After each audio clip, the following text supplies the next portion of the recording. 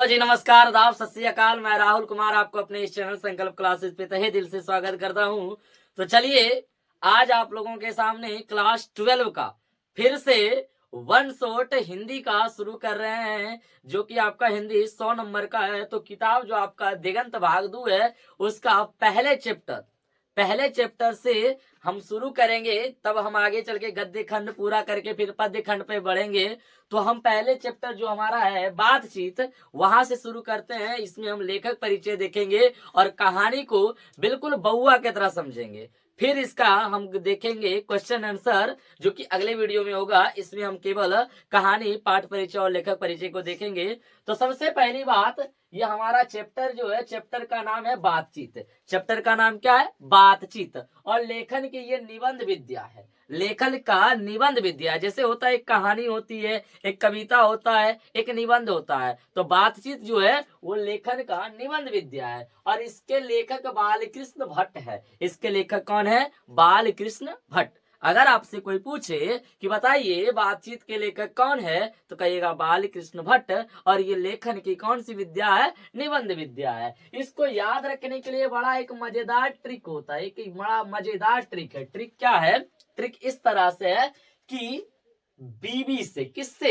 बीवी से बात करने में बड़ा नीमन लगता है। बीवी से बात करने में नीमन लगता है। कैसा लगता है? नीमन, है ना। नीमन माने होता है अच्छा। यानी बीवी से, किससे? बीवी से बात करने में नीमन लगता है। तो बीवी से हुआ बालकृष्ण भट्ट, और बात से हुआ बातचीत, और नीमन से हुआ निबंध। यानी बालकृष्ण भट्ट जो है बातचीत के लेखक है, और ये लेखन की कौन सी विद्या है? निबंध विद्या है। लेखक परिचय की बात करें तो बालकृष्ण भट्ट का जन्म 23 जून 1844 ईस्वी को हुआ, और इनकी मृत्यु 20 जुलाई 1914 ईस्वी को हुआ।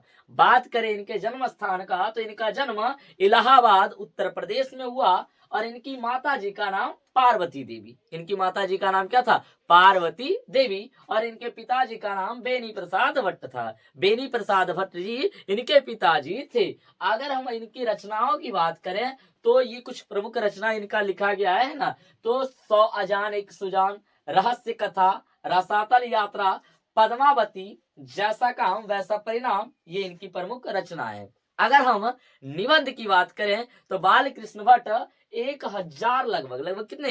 1000 निबंध लिख चुके थे। और इनकी पत्रिका की बात करें तो बड़ा प्रसिद्ध पत्रिका रहा है। क्या? हिंदी प्रदीप। इनकी पत्रिका का नाम था हिंदी प्रदीप, और ये मासिक पत्रिका थी। और ये बड़ा टीटीआई टाइप क्वेश्चन है भाई साहब, बार बार पूछता है कि हिंदी प्रदीप का प्रकाशन कौन करते थे? बालकृष्ण भट्ट। क्या आंसर देना है? बालकृष्ण भट्ट। और ये कैसी पत्रिका थी? ये मासिक पत्रिका थी। अगर हम बात करें पाठ परिचय की, अब हम लेखक परिचय से थोड़ा सा शिफ्ट होते हैं पाठ परिचय की ओर। तो बातचीत में देखिए कुछ पॉइंट हम लिखे हैं, कुछ पॉइंट के जरिए हम आगे बढ़ेंगे। पॉइंट इस तरह से है।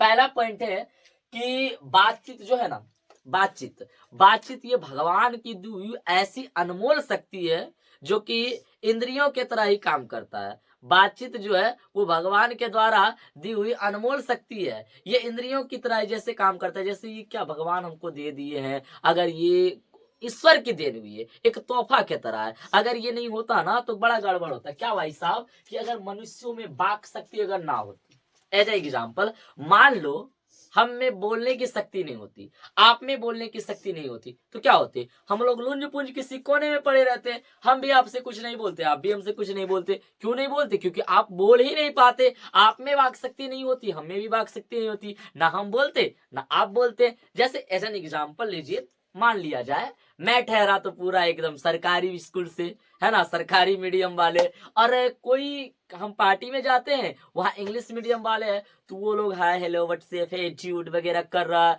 और हम वहाँ जाके चुपचाप क्या करेंगे? कोना में जाके खड़ा रहेंगे, क्योंकि हमको तो है ज्यूट करने आता नहीं। कोई ऐसे करेगा तो ऐसे मार देंगे, दिक्कत ये है, ठीक है ना। तो हमको तो वो आता नहीं है, तो सामने जाके कोना में खड़ा रहेंगे। क्यों? क्योंकि हमको बातचीत नहीं आ रहा है। बातचीत नहीं आ रहा था, हम उसके बीच नहीं जाएंगे, हम लुंज पुंज किसी कोना में पड़े रहेंगे। तो वही अनुसार अगर हम में वाक शक्ति नहीं होती, अगर हमें बोलने की कला नहीं होती, आप में बोलने की कला नहीं होती, मनुष्यों में बोलने की कला नहीं होती, तो सारे लोग क्या होते, लुंज पुंज किसी कोने में पड़े रहते। यही से क्वेश्चन आता है कि अगर मनुष्यों में वाक शक्ति ना होती तो क्या होता। तो मनुष्यों में अगर वाक शक्ति ना होती तो पूरी सृष्टि, पूरा जो दुनिया है गूंगी प्रतीत होती, कोई बोल ही नहीं पाता, कोई सुन ही नहीं पाता, तो पूरी सृष्टि गूंगी प्रतीत होती और सभी लोग लुंज पुंज होकर के किसी कोने में पड़े रहते। आगे की बात करें इंद्रियां, मनुष्य के पास कितनी इंद्रियां हैं, 5 इंद्रियां हैं। कौन कौन, एक है नाक, कान 2 हुआ, उसके बाद होता है आपका जीभ 3 हुआ, आपका आंख 4 हुआ, आपका त्वचा 5 हुआ। कितनी इंद्रियां हैं, 5। अब अगर आपके पास वाक शक्ति नहीं है, बोलने की शक्ति नहीं है, 5 इंद्रियां बेकार है। कैसे, जरा सुनिएगा। मान लिया जाए मेरे पास नाक है, मेरे पास नाक है लेकिन हमारे पास बोलने की शक्ति नहीं है। हम इधर से सूंघ रहे हैं कि इधर से कोई गंध आ रहा है, दुर्गंध विषैली जहर की गैस आ रही है, लेकिन कोई आदमी उधर बढ़ रहा है, हम चाहते वो उधर ना बढ़े, हम कहेंगे वो कहेगा गंगा हट, की काम है तोरा, वो चल जाएगा, वो चल जाएगा, बेचारा मर जाएगा, मर जाएगा ना। वाक शक्ति के बिना मेरा नाक कोई काम का है नहीं है। कान, मान लिया जाए मेरा कान बहुत तेज है, मेरा कान बहुत तेज है, कोई आदमी रेलवे की पटरी पे जा रहा है और हम दूर से ट्रेन की आवाज सुने और हम जोर से करें वो बेचारा अगर मेरा बात नहीं समझा, क्योंकि हमें वाक शक्ति ही नहीं है, मेरा बात नहीं समझा, वो आगे बढ़ता जाएगा, ट्रेन से टकरा जाएगा। मेरा जो कान का शक्ति वो किसी काम का है। आंख, मान लिया जाए हम कोई घटना देख रहे हैं, हम कोई घटना देख रहे हैं लेकिन हम बोल ही नहीं सकते। हम मान लो कोई घटना देखे, कोई व्यक्ति तालाब में डूब रहा है कि हम देखे और आए किसी को करा कहता अरे गोंगा जाओ, जैसे कुछ बात बोल देगा, है ना। तो आंख भी बेकार है हमारा, कान भी बेकार है, नाक बेकार, आंख बेकार। जीभ, मान लिया जाए जीभ, हम कोई चीज खाना खा रहे हैं और हमें तीखा लगा और हम बोल ही नहीं सकते, क्या करते जाएंगे, मतलब कौन समझेगा क्या हुआ नहीं हुआ, है ना। तो हम बौखते रहेंगे, पानी भी नहीं मिलेगा। और इंद्रियां, मतलब ये त्वचा की बात करें, पांचवा जो इंद्रिय हमारा त्वचा। त्वचा, आप छोटा बच्चा को देखिए, वो मम्मी की गोद में रहता है, उसको वाक शक्ति नहीं रहता है। कोई देखिए बदमाश लड़का जाता है, जोर से चुट्टी काट लेता है, वो बेचारा कयू करते रहता है, बोल ही नहीं सकता है, मम्मी को बता ही नहीं पाता है कि हमको ये चुट्टी काटा है, वो बतेबे नहीं करेगा, खाली करते रहेगा। वो मम्मी का बेटा भूख लग लो चुप चुप, इससे ज्यादा क्या कर सकता है, वो करेगा भी करेगा क्या, क्योंकि वो समझ ही नहीं पा रहा है कि वो हुआ क्या, वो बेचारा बता ही नहीं सकता है कि हमरा काट लिया चुट्टी वगैरह, ठीक है ना। तो हमारी इंद्रियां कोई काम की नहीं है। आगे की बात करें, स्पीच, बातचीत की 2 कला होती है। एक होती है, बातचीत के 2 प्रकार होते हैं, एक स्पीच होती है, एक साधारण बातचीत होती है। स्पीच का मतलब होता है भाषण, वक्तृता। इसमें 2 चीजें ध्यान रखनी होती है। स्पीच देते वक्त शब्दों का लिहाज करना होता है, सोच समझ के देना पड़ता है। क्यों, क्योंकि भाषण में हमें तालियों की ख्वाहिश रहती है। अगर हम भाषण देते हैं तो हमें तालियों की ख्वाहिश रहती है कि हम भाषण दे, लोग हमारे भाषण पे ताली मारे, हम सोच समझ करके बोले। इसमें सोच समझ करके बोली जाती है। अगर एक शब्द भी गलत किए तो 3 इडियट का हाल हो जाएगा, है ना। जैसा कि रणछोड़ दास चांचड़ करते हैं, चमत्कार पे चमत्कार को कुछ और ही बना देते हैं। आपको पता होगा क्या बनाते हैं, है ना, धन को कुछ और बना देते हैं, शब्द का गड़बड़ी। तो शब्द गड़बड़ होने से पूरा भाषण गड़बड़ हो सकता है, लेकिन साधारण बातचीत वैसा नहीं है। साधारण बातचीत में हमें कोई ताली नहीं चाहिए और कोई शब्दों का लिहाज नहीं है। दोस्त के साथ कैसे बातचीत करते हैं, है ना, और सब बढ़िया, सब मजे में, तो जैसे मर्जी वैसे बात कर लेते हैं। गाली भी हो जाए, मस्ती भी हो जाए, मजाक भी हो जाए, झूठ भी हो जाए, सच भी हो जाए। जैसे यहाँ पर मान लो भाषण में हम बोलेंगे कि तुमको पता है, मान लीजिए कोई स्टेज पर चढ़ के कहेंगे हेलो जी नमस्कार, मैं हूँ 100 अरब बिलियन डॉलर का मालिक। भाई साहब कोई मानेगा, नहीं मानेगा, कहेगा ये भाषण गड़बड़ दे रहा है। लेकिन दोस्त के सामने कह देंगे पता है कल पूर्वा एक्सप्रेस या वंदे भारत जो एक्सप्रेस है वो हम ही खरीदे हैं, 10 गाड़ी दे देगा।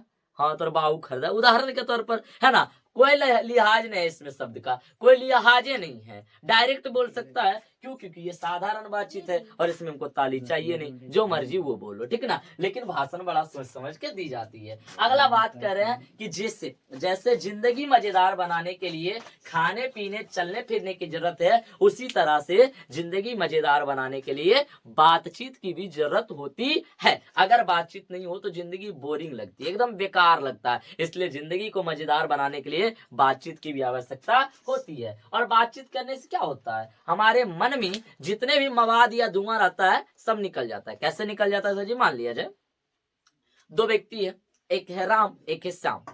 तो हमारे पास श्याम आके बोला कि यार देखो राम जो है ना तुम्हारे बारे में बुराई करता है कि वो उसको पढ़ाने नहीं आता है, ऐसे वैसे, है ना। तो हमारे मन में राम के खिलाफ मवाद या धुआं जमा हो गया कि भाई राम को मिलेंगे और 10 बात बोलेंगे।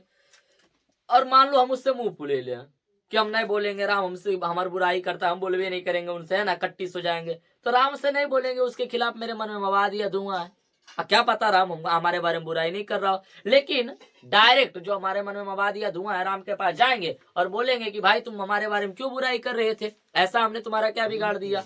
तो वो बोलेगा कि नहीं भाई हम ऐसा नहीं कुछ बोले थे, ये बात गलत है ना। या पूर्वा सखी दोनों के बीच कराएगा कि रे कहिया हम बोले, तू कहेगा नहीं नहीं गलती मजाक की है। तो इससे क्या होगा? मवाद या धुआं समाप्त हो जाएगा। किसी के मन में हमारे प्रति नफरत हो गई या हमारे मन में किसी के प्रति नफरत हो तो वो समाप्त हो जाती है। तो बातचीत करने से मन में जो मवाद या धुआं है वो समाप्त हो जाती है। और सबसे बड़ी बात, बातचीत की लत जो होती है ना बड़ा गड़बड़ होती है। बातचीत की लत बड़ा गड़बड़ होती है। अगर किसी से बातचीत करने की लत लग जाए तो वो समाप्त नहीं होती है, और जब समाप्त हो जाती है ना तो बड़ा बेचैनी होती है। बड़ा क्या होती है? बेचैनी। जैसे लेखक कहते हैं कि प्रेमी से बातचीत करने की लालसा। आप देखिए शुरू शुरू में किसी को प्रेम मोहब्बत होता है, एकदम एक बार खाली संकेत दे दिया जाता है कि बाबू रात के 12 बजे हम फोन करेंगे, एकदम 12 बजे से पहले 11:50 से मोबाइल निकाल के खड़ी रहता है कि कब आएगा कब आएगा। 11:59 टाइम देखते रहता है। जैसी 12 बजे एक बार खाली कहते टून हेलो।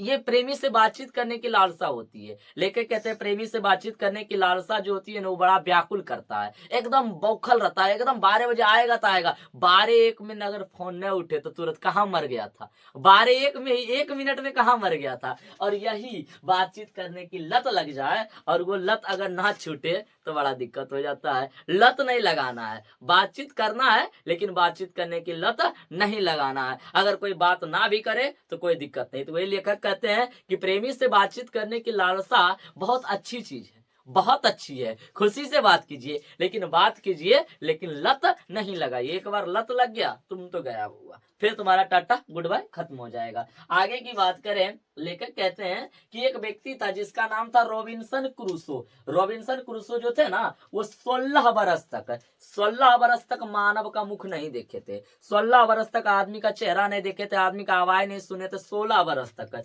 वो क्या किए, जंगल में रहते थे तो जानवरों के बीच रहते थे। अचानक से 16 बरस के बाद एक व्यक्ति उनको मिलता है जिनका नाम रहता है फ्राइडे। पहली बार उसने फ्राइडे का चेहरा देखा। फ्राइडे नामक व्यक्ति से मिलता है, फ्राइडे का चेहरा देखता है, फ्राइडे की आवाज सुनती है, तब उसको लगता है कि हाँ भाई साहब दुनिया में ऐसे नाम की भी कोई प्रजाति होती है और ये बोलता है और इसे मनुष्य कहते हैं। 16 बरस के बाद। कौन? Robinson Crusoe. बड़ा इंपॉर्टेंट क्वेश्चन है कि रॉबिन्सन क्रूसो ने कितने वर्ष के बाद मानव मुख देखा? 16 वर्ष।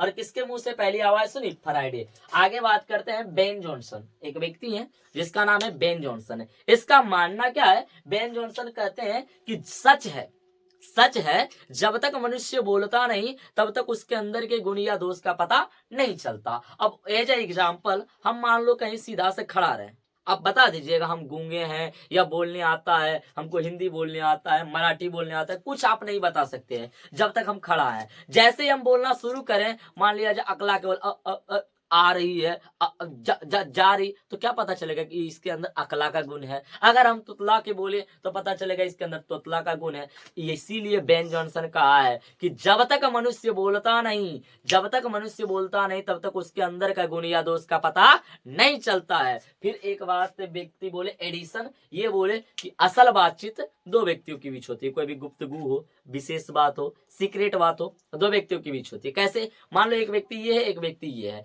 अभी दोनों के बीच बात हुआ, ई बोला इसको, बस इससे ज्यादा किसी को नहीं पता। अगर बात लीक भी होती है तो तुरंत पकड़ेगा कि रे ये बात तो हम तोरे बताएं, तू कैसे जाना। लेकिन अगर 3 व्यक्ति के बीच बातचीत हो जाए तो ये राम रमौल का बात हो जाएगा, एकदम हंसी मजाक। इसके बीच गुप्त बात हो ही नहीं सकती, असल बात हो ही नहीं सकती है। ये क्या करेंगे? अब अगर मान लिया जाए हम 3 व्यक्ति के बीच कोई बात बोलते हैं, 3 व्यक्ति के बीच कोई बात हम बोले कि भाई ये बात है, ऐसे है, वैसे है, ऐसे है। अब इसमें से कोई एक मेरा बात लीक भी किया था, बोलेंगे अरे तुम किया, बोला ना हमने वो किया होगा, उसके पास जाएंगे बोला हमने वो किए होंगे, तो कहाँ से बात मेरा सीक्रेट रहा? नहीं रहा। इसलिए लेखक कहते हैं, ये जो एडिशन है कहता है कि असल बातचीत कितने व्यक्तियों के बीच होती है? दो व्यक्तियों के बीच होती है। और ये गर्म दूध ठंडा पानी का कॉन्सेप्ट थोड़ा समझिएगा। गर्म दूध और ठंडा पानी का क्या तात्पर्य? देखिए, एक दूध गर्म है और एक ठंडा पानी, अगर ये दोनों को आपस में साथ में रख दिया जाए, आपस में साथ में रख दिया जाए तो क्या होता है?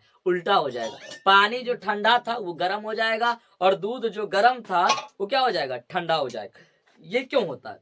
तो इसका लेखक कहते हैं कि जब दो गुणों वाले व्यक्ति आपस में मिलते हैं तो गुणों का अदला बदली होता है। क्या होता है? गुणों का अदला बदली। जैसे मेरा बात सुनिए, होता यूं है कि एक लड़का जो बड़ा शांत स्वभाव का होता है, एक लड़का जो बड़ा शांत स्वभाव का होता है, और एक उसका विवाह जो है किसी चिड़चिड़ी लड़की से हो जाती है, जो बात बात पर एकदम चिड़चिड़ा जाती है, गुस्सा आ जाती है। अब देखो होगा क्या?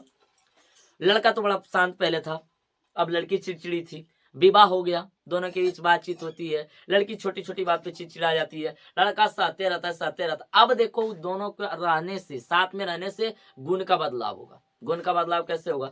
लड़का जब मोटरसाइकिल स्टार्ट करता है बाहर जाने के लिए, वो दौड़ के आती, ए जी सुनिएगा, ये हल्दी लेकर आइएगा, धनिया लेकर आइएगा, अगला दिन निकला तो ये लेकर आइएगा, वो लेकर आइएगा। डेली उसका जब निकलता है तब उसका कुछ न कुछ काम आ जाता है। लड़का बेचारा परेशान हो जाता है, अंत में एकदम थक जाता है, चिड़चिड़ा हो जाता है। अब लड़की देखिए शांत हो जाएगी, लड़का चिड़चिड़ा हो जाएगा। कैसे? जैसी मोटरसाइकिल स्टार्ट किया कहेगा, ए जी हाँ हमरा पता है तो धनिया लाना है ना, हमरा पता है तो हल्दी लाना है, हमरा पता है धनिया लाना है, तो ये लाना है, वो लाना। लड़की कहते हैं हाँ पता है, ठीक ले आइएगा।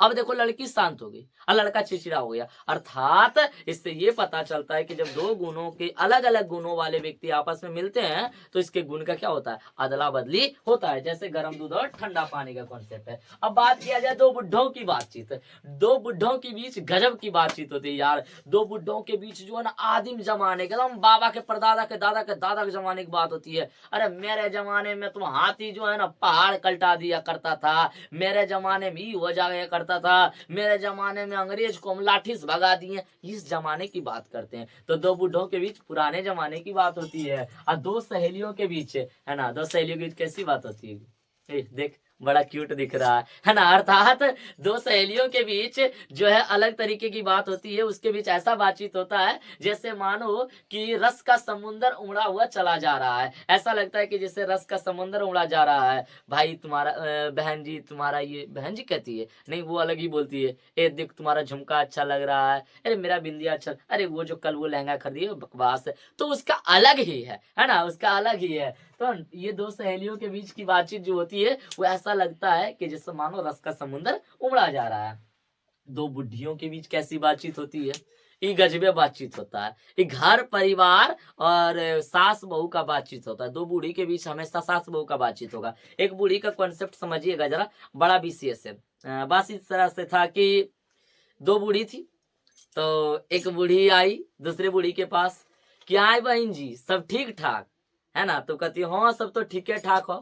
तो बबनी की हाल चाल की बताइयो? बबनी के हाल चाल तो एकदम मस्त है। हमरा जो दामाद मिललखिन ने एकदम राम मिललखिन, राम। हमर बेटी कखनो कोई कष्ट नहीं दो है, दिन भर ओकर सेवा करखिन एकदम। उनकर हमर बेटी 9 बजे सुतल रहती है, चाय ला के देती है, कॉफी ला के देते हैं, उसका कपड़ा धो देते हैं, कभी कभी खाना भी बना देते हैं और खुद लंच बना के जाते हैं। मेरी बेटी तो एकदम ऐशो आराम से है। भगवान करे ऐसा दामाद सबको दे, राम मिले राम। तबे बुढ़िया पूछती है, अच्छा अरे अपना पुतो बार पुतो वो तो कंकाली मिली है, कंकाली। हमार बेटा ने एकदम रावण बना दिया है। अपने 9 बजे सुतल रहते, हमारे बेटा चाय मांगते हैं। मैंने बेटी अगर मांगे चाय और दामाद दे दे तो राम, अगर बेटा दे दे तो रावण। यही है बुढ़ियों का कॉन्सेप्ट। यानी कभी भी एक सास को अपनी बहू बेहतर लगती ही नहीं है और एक बहू को अपनी सास